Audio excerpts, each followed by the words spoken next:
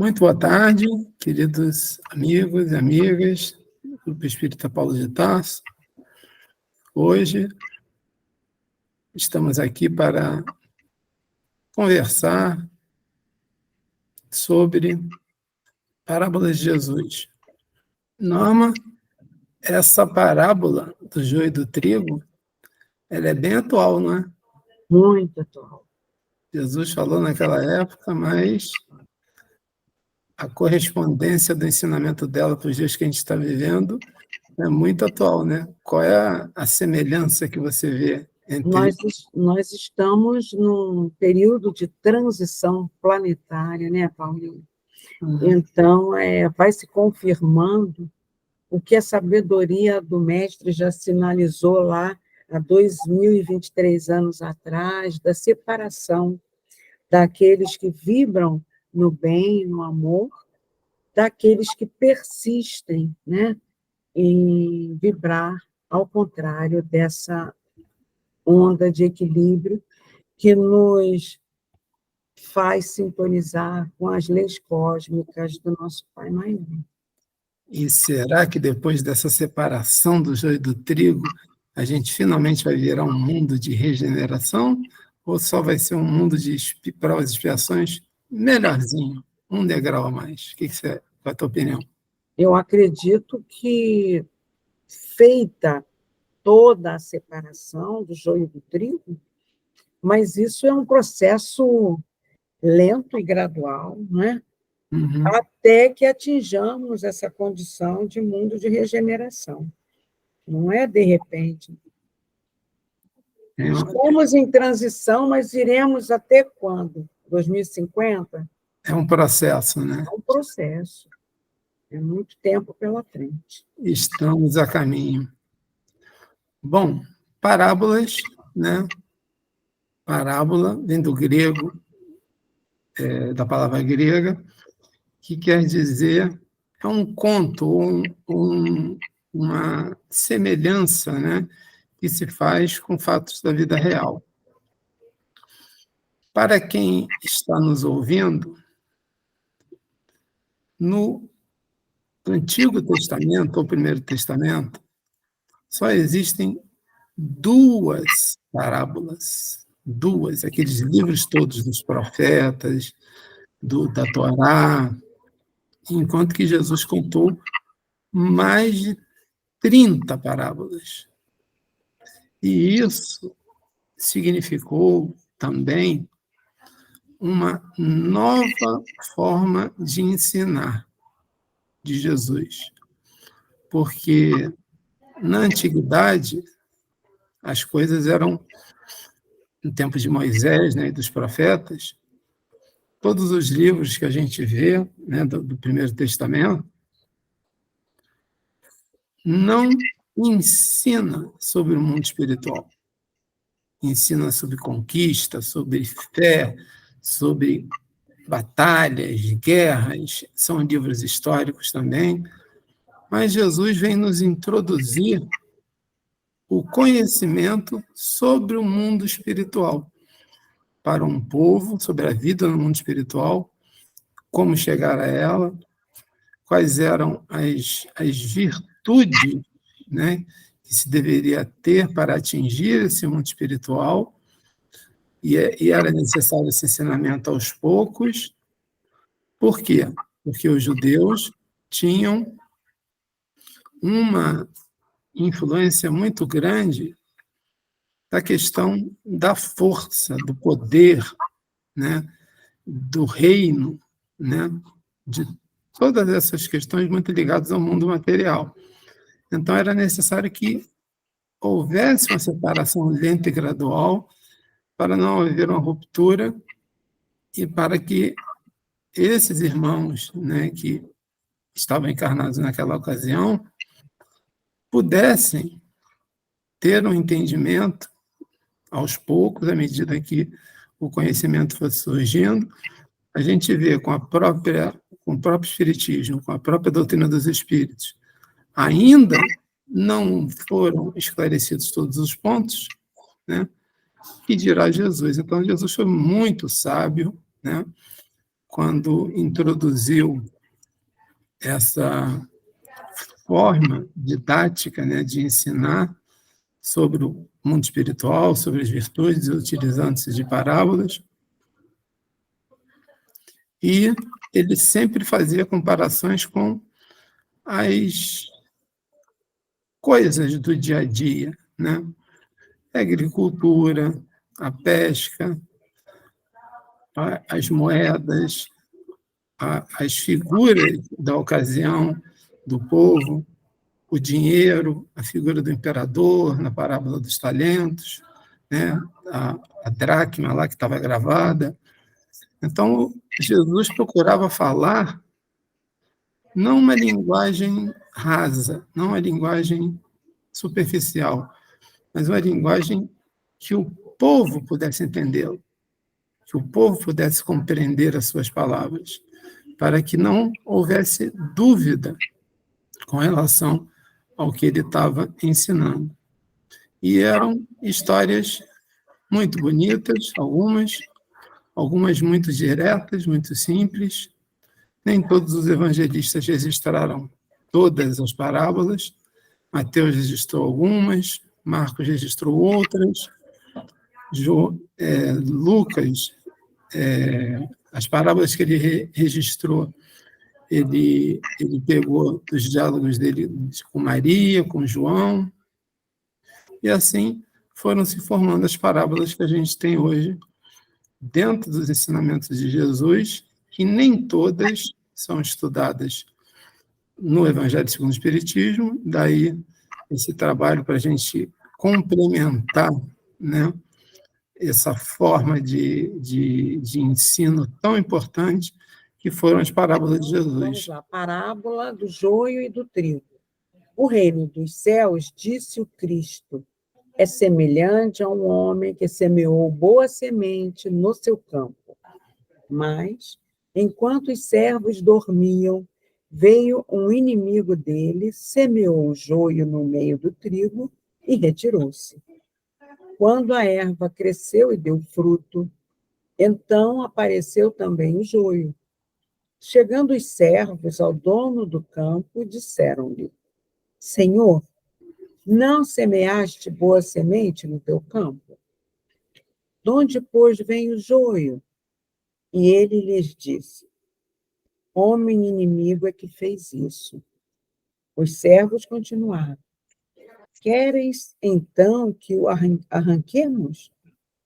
Não, respondeu ele, para que não suceda que, tirando o joio, arranqueis juntamente com ele também o trigo. Deixai crescer ambos juntos até a ceifa, e no tempo da ceifa direi aos ceifeiros: Ajuntai primeiro o joio e atai-o em feixes para o queimar, mas o trigo recolhei-o no meu celeiro. Mateus, capítulo 13, versículos de 24 a 30. Muito obrigado.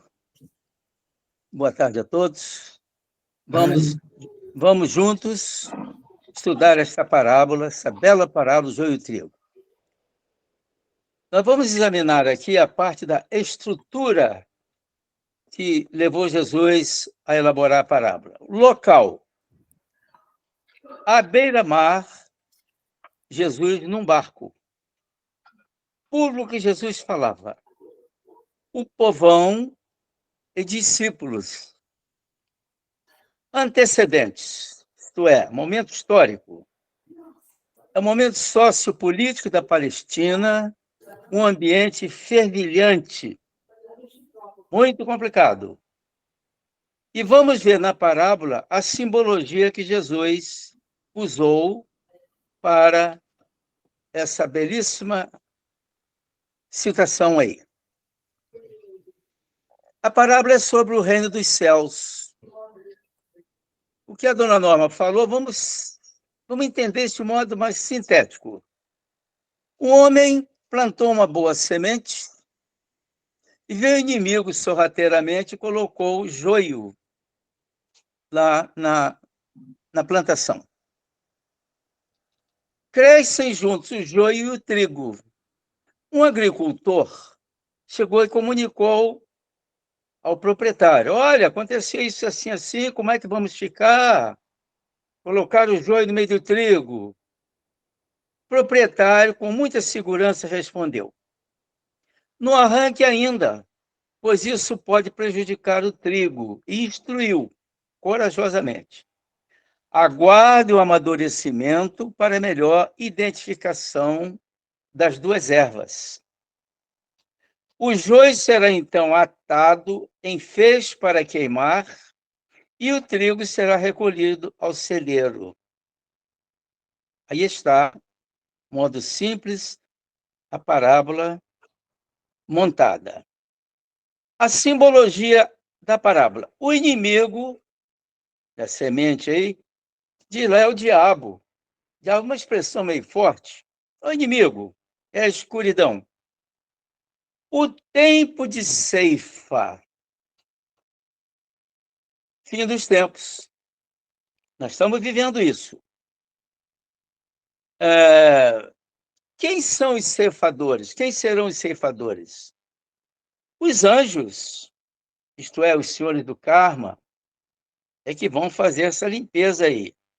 Qual é o campo da semeadura? É o nosso mundo, onde vivemos. A boa semente e a má semente. Qual é a boa semente? Filhos do reino, aqueles que buscam o reino de Deus. E a má semente? O joio maligno, tudo aquilo que busca a escuridão. O dono deste campo, quem é? É Deus. Deus, dono do mundo. Vamos examinar alguns destaques da montagem desta parábola. Nos antecedentes, João Batista, ele era um incendiário na palavra, o último profeta do Velho Testamento. Então, em sua mão, tem a pá que limpará a eira e recolherá o celeiro e seu trigo, e queimará a palha no fogo inextinguível. Eu estou vendo aqui como, porque a parábola foi montada. Significado disto: a reencarnação, e falando sobre o Messias, isto é, a identificação e o anúncio do Messias, Jesus, que João cumpria assim o objetivo de sua missão. Ele era o Elias, que voltaria para fazer o anúncio de Jesus, do Messias. Isso lá em Mateus 17, 10, 13, se fala. Um outro ponto importante para que nós entendamos, observemos aí também, é a chamada amondagem. O que é isso?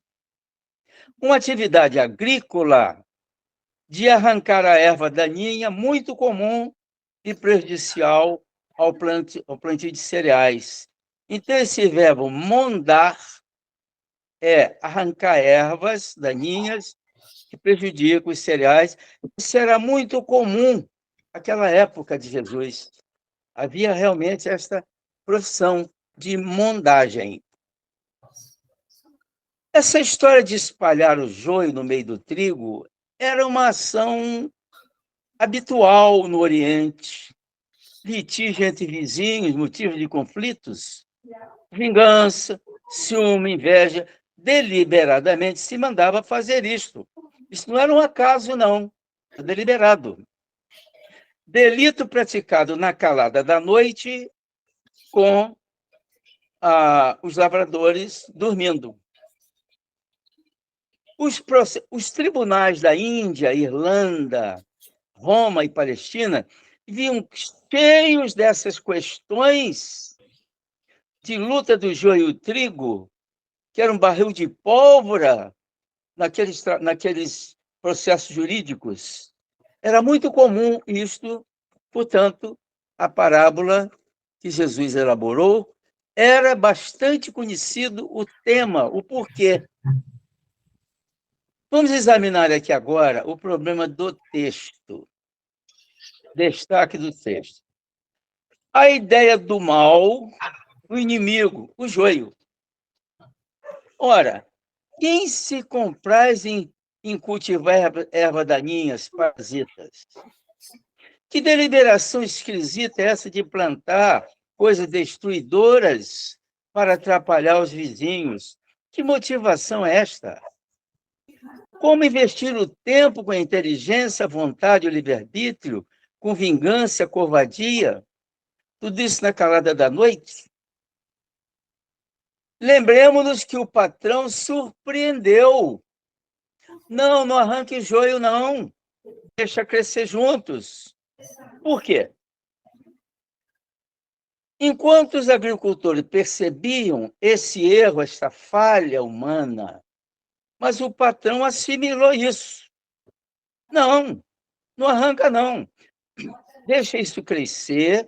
Quando estiver bem crescidinho já, a diferença entre joio e trigo vai se apresentar melhor.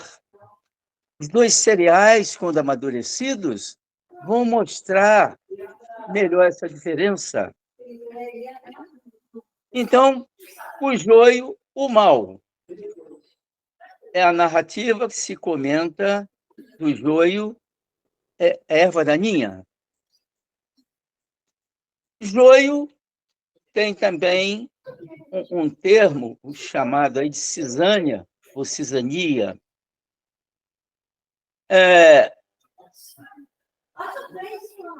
Então, pulo aqui por causa do nosso tempo, vou fugir um bocado desses detalhes. Tem tempo, Renato? Manda ver. Sim, tudo bem. Joio e o trigo juntos. Olha aí, que situação estranha. Joio e o trigo crescendo juntos. Vem o patrão e diz, não, não, deixa crescer juntos. Não arranca nada, não. Um outro ponto de relevo na parábola. Atitude do proprietário das terras. Então, como já falou, conforme o costume local, todos sabiam das consequências prejudiciais da presença do joio junto ao trigo. O que ele faz? Ele rouba a seiva, prejudica a qualidade do trigo, portanto, o joio é um fator marcante na parábola. É um símbolo marcante aqui. Vamos ver depois o que vai acontecer em realidade. E o proprietário, com toda a paciência, convicção e sabedoria, optou pela permanência das duas plantas juntas, com influência mútua, um sobre o outro. Ora, mas o joio não vai prejudicar o trigo? Como é que é isso? Deixa, porque o trigo também vai ter a sua função junto ao joio. Esse proprietário demonstrou o quê? Coragem, visão ampla, paciente, aguardando a época da colheita, para que então viesse a identificar plenamente esse tal desse joio ali. Vamos ver agora uma noção metafísica entrando nessa questão aí. Nós vamos nos esforçar aqui para buscar o pensamento de Jesus, que Jesus é quem elaborou a parábola. Trata-se de um conflito entre a força do mal e o poder da luz. O mal não tem poder, não tem força, mas a luz tem poder, é o poder que suplanta a força. Tem como premissa o seguinte: o poder da luz sempre suplantará a força da escuridão. Isso é uma premissa dos trabalhos espirituais, do trabalho de doutrinação. O expositor, quando colocar isso ao público, ele colocará esta posição. Isto é, a força do mal não pode ser subestimada. E, portanto, para mantê-la sob controle, é imperioso que não nos afastemos da luz. Nós não vamos ter medo do mal, Ter medo do obsessor? Não. Mas não vamos subestimá-los, não. Vamos estar atentos, não a vencer, não é uma luta, não a degladiar. Não, é uma conquista para resgate dele e nosso. Consequência da junção do joio e do trigo, do ponto de vista espiritual. Estamos saindo do texto, hein? O dono do campo, quem é Deus na simbologia? Quem é? É Deus. Deus é o dono do campo, porque o campo é o mundo. Determinou que não se mexesse na junção das duas ervas, a má adicionada à boa, e crescessem juntos até a seleção final da colheita. Nós estamos saindo um pouco da simbologia para entrar um pouco na visão espiritual. Vamos entrar na lição com uma visão de sabedoria e desapego. Voltando ao dono do campo, agora é Deus. Poder, domínio, emanador de tudo. Não se preocupe com os prejuízos materiais que o trigo viria a sofrer ou que a produção fosse reduzida devido à presença indevida do joio.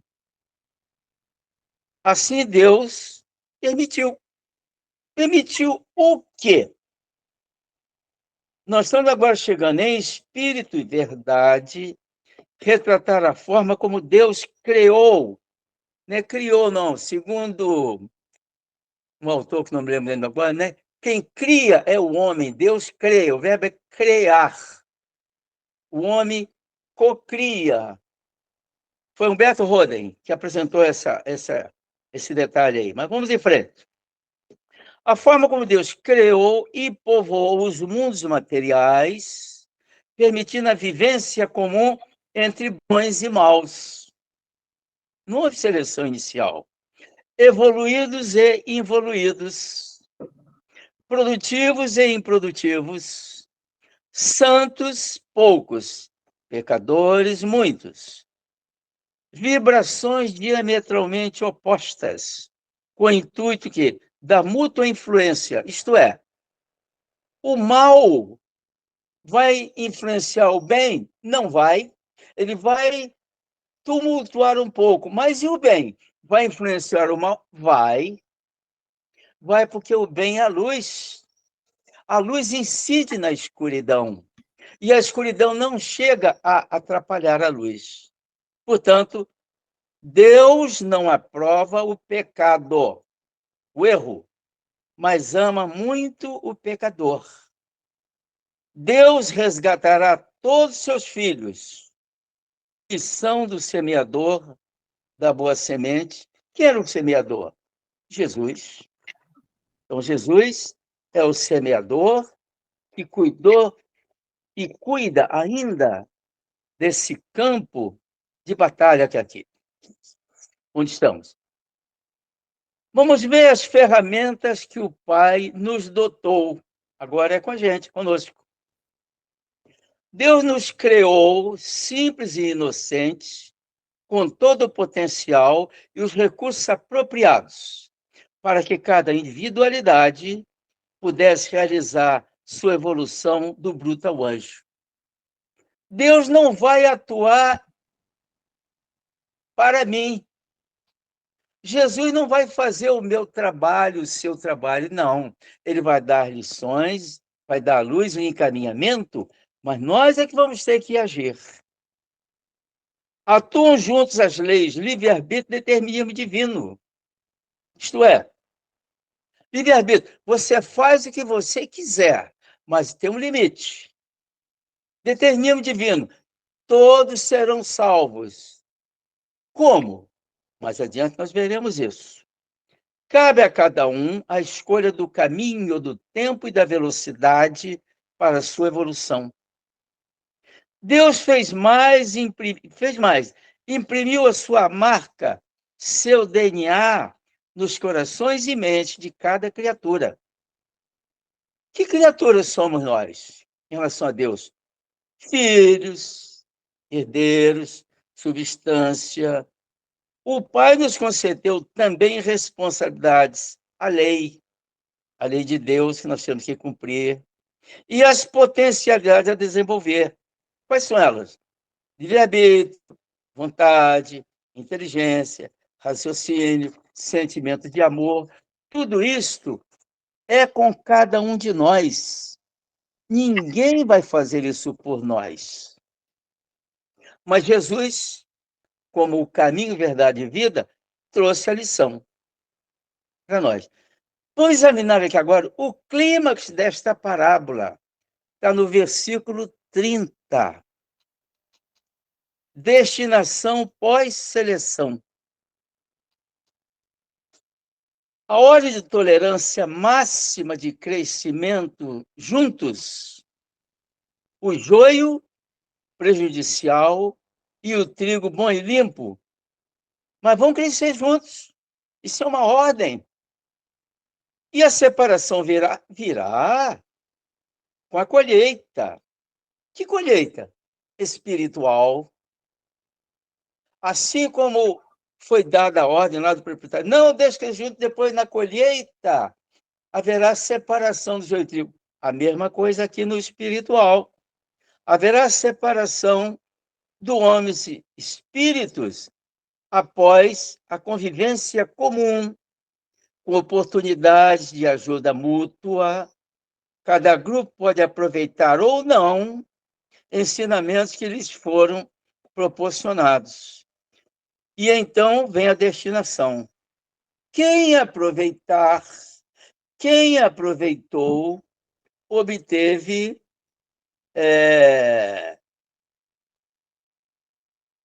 uma salvação, isto é, o joio, os ímpios, os maus, são reprovados por serem culpados. Vão para onde? As moradas astrais, as sombras, onde tem o choro e ranger de dentes. E os justos? Os bons? Moradas correspondentes aos esforços evolutivos conquistados. Após as vidas juntos na Terra, separação no mundo astral. Fim da jornada reencarnatória. A morte. Está todo mundo junto aqui. Joio, trigo, passando as mesmas situações, um influenciando sobre o outro. Mas, com o fim da jornada, com a colheita, a morte chega ao fim da jornada em que o joio, isto é, os homens, espíritos atrasados, maus, o trigo, os homens e espíritos mais corretos, serão separados para o exame criterioso e objetivo de suas vidas, suas obras. Que obras são essas? Pensamentos, atitudes, trabalho, ações. Hora da colheita. Justa separação entre os bens, entre os bons e os maus. Aí agora é pessoal e intransferível. Isso vai ocorrer, quer queiramos ou não. Nossa casa planetária. A didática de Jesus, sangue derramado de Jesus, a Terra é um planeta terapêutico. Terapêutico? É. Aqui é um hospital? Sim. É uma escola? Também. Para cuidar de nós? Sim. Então, o planeta Terra, uma das melhores moradas cósmicas para o resgate de espíritos caídos. Nós todos, a partir da rebelião de Lúcifer. Isso é um assunto, Paulo César, qualquer dia vai pôr à discussão, e eu espero. Vibrações do planeta, condizente com as moradas e os moradores. O planeta não é bom nem mau. Os moradores não são bons nem mal. Está tudo equilibrado, equivalendo às vibrações. Velhos espíritos reencarnados, repetindo reencarnações com pouco aproveitamento. Continua. O Apocalipse cuida disso. O que é que diz lá? 1/3 aproveitável, os demais não. Vê-se, pois, que os homens e espíritos não foram criados juntos, prontos, perfeitos. Não, nenhum de nós. Nem mesmo Jesus pode ter sido criado perfeito. Mas não vamos entrar nessa discussão agora, não.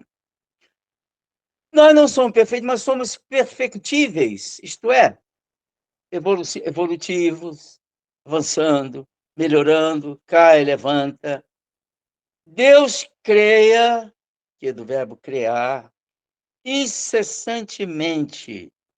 Daí as igualdades siderais, evolutivas. Assim, um cidadão cósmico, correto, amoroso, produtivo, a caminho do reino de Deus, foi integrante do grande grupo do joio espiritual. Tem ninguém pronto, não. Nós viemos com a evolução do ensaio e erro, que é do seu erguimento. Vou ver uma historinha para a gente já chegando ao final disso.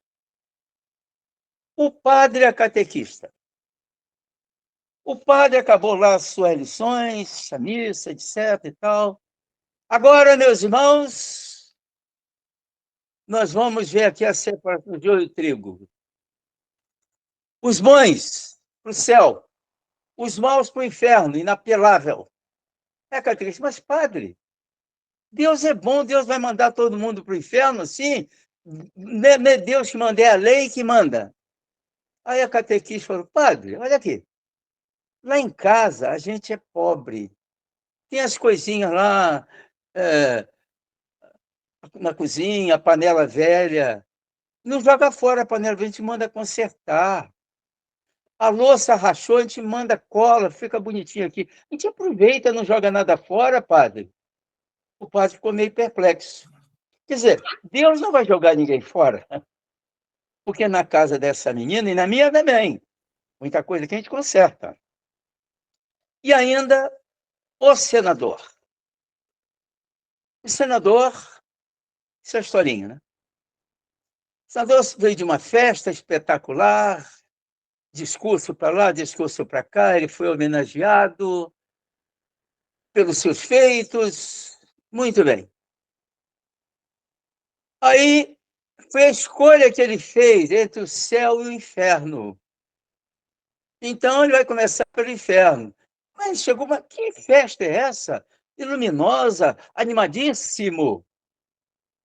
Aí disseram, agora você vai para o céu, ver como é que é o céu, ter opção. Chegou lá no céu, tinha luz, tudo bacaninho e tal, mas muito monótono. Cânticos, orações, luz. Mas... eu prefiro o inferno. Quero o céu, não. Então ele foi para o inferno, aquela bagunça. O diabo com chifre, tudo que tinha direito. Não, não, quero voltar para o céu. Não, não, não, o seu lugar é esse aí. Por quê? As suas vibrações condizem com isto que aí está. A escolha é automática. Vamos ver o ponto focal desta parábola? A parte sintetiza a parábola. Consciência do próprio viver. Prudência no agir. Usar sem abusar dos valores da vida.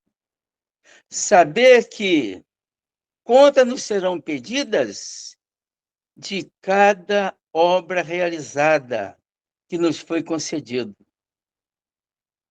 Pontos de reflexão para nós todos. Só existe um mal, a ignorância. O bem maior, o amor. Isso é do seu Buda. Um alerta de Mahatma Gandhi.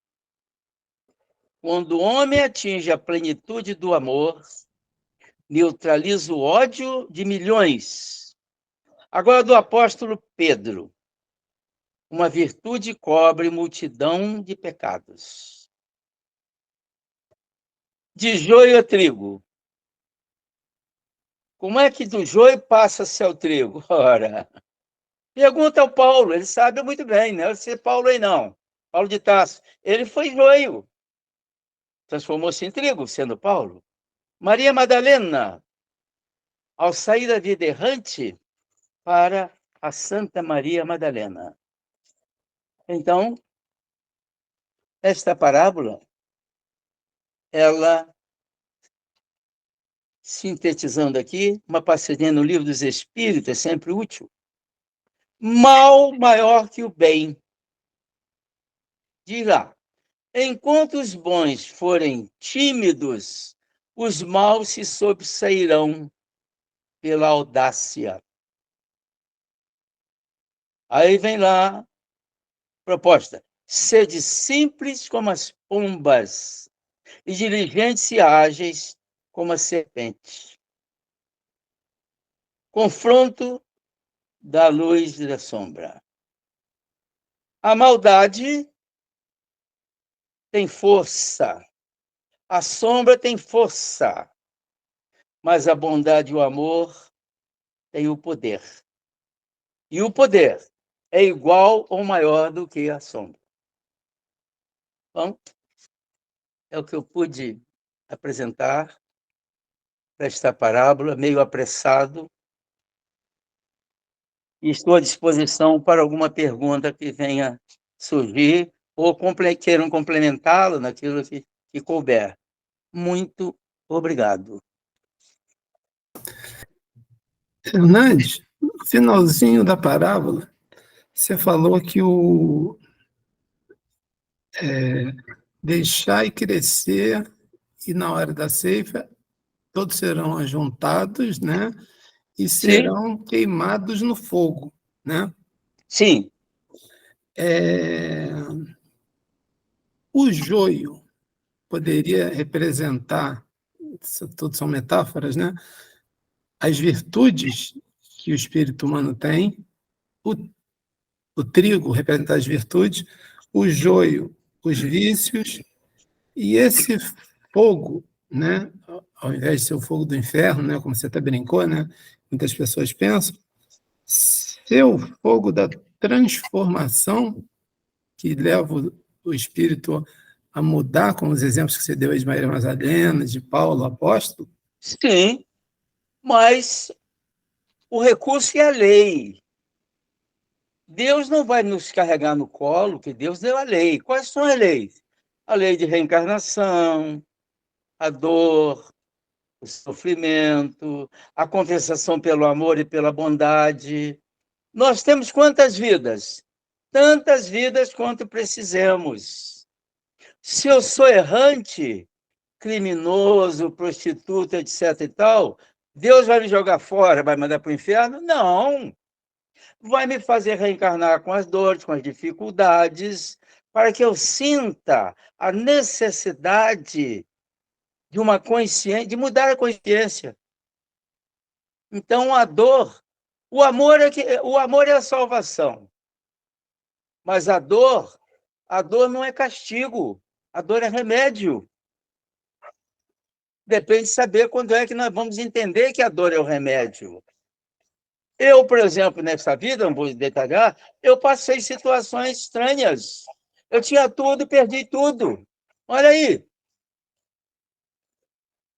Conheço pessoas aí riquíssimas, perdem tudo e vão para a miséria. Olha aí. Quer dizer, luz e sombra, está dentro de cada um de nós aí, saber como é que vai administrar isso. Assim que eu vejo. Ok. Uma pergunta mais, gente? Uma dúvida?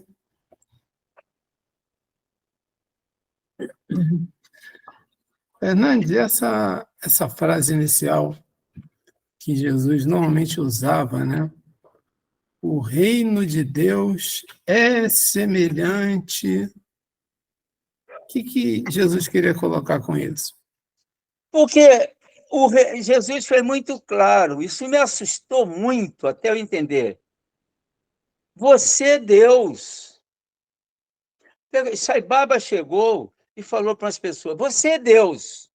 Aí o cara se assustou. Eu? Ah, mas perguntou, quem sou eu? Eu sou Deus, você também é, mas eu não sou. É, você é Deus. Isto é, qual é a nossa relação com Deus? Não é de filho? O que o filho é? Ele é herdeiro. Ser herdeiro, ele é substância de Deus. Nós somos isso.